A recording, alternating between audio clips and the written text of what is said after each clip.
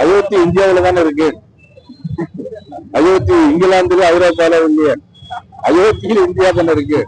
அயோத்தி மாதிரி வரதில்லை தப்பதில்லை. நம்ம எல்லாம் பார்த்துக்கோம், ராமருடைய ஆட்சியை பத்தி கேள்விப்பட்டிருக்கோம். ஆக அயோத்தி மாதிரி இருந்தாலும் சரி, எப்படியானாலும் தேசிய ஜனநாயக கூட்டணி ஆட்சி ராமருடைய ஆட்சி போல வர வேண்டும் என்று நாங்கள் கேட்டுக்கொள்வோம்.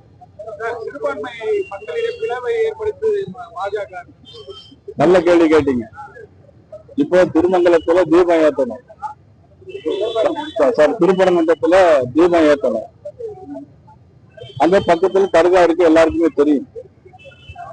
ஆனா நீதிபதியுடைய தீர்ப்பு என்ன சொல்லியிருக்காரு அப்படின்னா, அந்த தர்கா கிட்ட போகாம தீப தூண் அப்படின்னு ஒரு தூண் இருக்கு, அந்த தூண்ல தான் தீபம் ஏற்றுவதற்கு அனுமதிச்சிருக்காங்க. இன்னும் சொல்ல போனா அந்த தர்கா சம்பந்தப்பட்டவர்களோ எந்த இஸ்லாமியர்களோ ஒரு தீர்ப்பு அங்க எதிரா ஒருத்தர் கூட சொல்லல.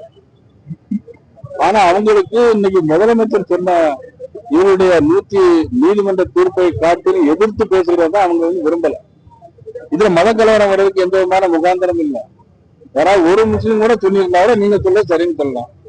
இப்படி இல்லாத பட்சத்துல மதிப்புக்குரிய கனிமொழி அவர்களும் மதிப்புக்குரிய துணை முதலமைச்சர் அவர்களும் இதுல என்ன அவங்களுக்கு பாதனை இருக்குன்னு எங்களுக்கு தெரியல. இன்னும் சொல்ல போனா மதிப்புக்குரிய துணை முதலமைச்சர் உதயநிதி ஸ்டாலின் அவர்கள் சனாதன தர்மத்தை நம்ம அழித்து விடுவோம் சொல்லியிருக்காரு. ஆனா அதுக்கு ஆரம்ப கட்ட வேலையில ஈடுபடுறான்னு நினைக்கிறேன்.